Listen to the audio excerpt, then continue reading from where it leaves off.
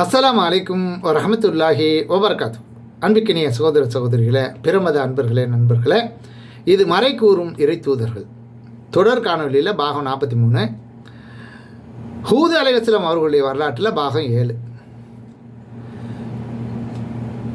அந்த ஆது சமுதாய மக்கள் மீது 7 நாட்கள், அதாவது 8 இரவுகள் 7 பகல்கள் கடுமையான புயல் காற்று வீசியது என்று 69வது அத்தியாயம் 7வது வசனத்தில் அல்லாஹ் ரப்பல் ஆலமீன் சொல்லி காட்டுகிறான்.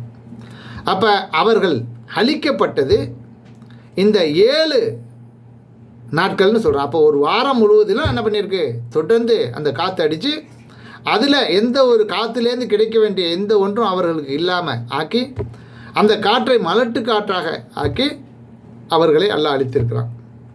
இப்போ இதில் என்ன பண்ணுறாங்கன்னு கேட்டால், இந்த ஒரு செய்தியை மார்க்கத்தை வைத்து பிழைப்பு நடத்தக்கூடியவர் என்ன பண்ணுறாங்கன்னா, இது 7 நாட்டு சனியன், நல்லா புரிஞ்சுக்கணும்.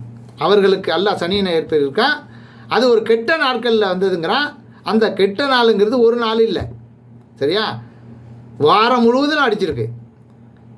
7.5 நாள், எப்படி 8 இரவுகள் 7 பகல்கள் தொடர்ந்து அவர்களை அந்த காற்றின் மூலமாக அல்லாஹ் அழித்து நாசமாக்கியிருக்கிறான். இதை வச்சு என்ன பண்ணுறாங்கன்னு கேட்டால், அப்போ கெட்ட நாள் நல்ல நாளுங்கிறது இருக்குது அப்படின்னு சொல்லி எல்லா சமுதாயத்துலேயும் இப்படி மக்களை ஏமாற்றக்கூடியவர்கள் இருக்கிறார்கள். ஆனால் இதை சரியாக நீங்கள் புரிஞ்சு கொள்ளணும். இதில் எல்லா நாளும் தான் கெட்ட நாள். என்ன, வெள்ளி கெட்ட நாள், ஒடுக்குத்தி புதன்லாம் கொண்டாடினது இதை வச்சு தான். அப்போ ஒடுக்குத்தி புதன் மட்டுமல்ல, என்ன, ஒடுக்குத்தி சனி, ஒடுக்குத்தி ஞாயிறு, ஒடுக்குத்தி திங்கள், இப்படின்னு அப்படியே 7 நாட்களையும் என்ன வேண்டியதுதான். எல்லா நாட்களுமே அவர்களுக்கு கெட்ட நாள். ஆது சமுதாயத்துக்கு அது கெட்ட நாள், சரியா. ஒருத்தருக்கு ஒரு தீமை ஏற்படுதுன்னா அவருக்கு அது கெட்ட நாள். எல்லாருக்குமே அது கெட்ட நாள் இல்லை. அது ஏற்பட்ட உடனேனா தெரியும். நல்லா போய்கிட்டு இருக்கான், ஒருத்தன் ஆக்சிடென்ட் ஆகி கால் போயிடுச்சு, அவனுக்கு அது கெட்ட நாள் இல்லையா.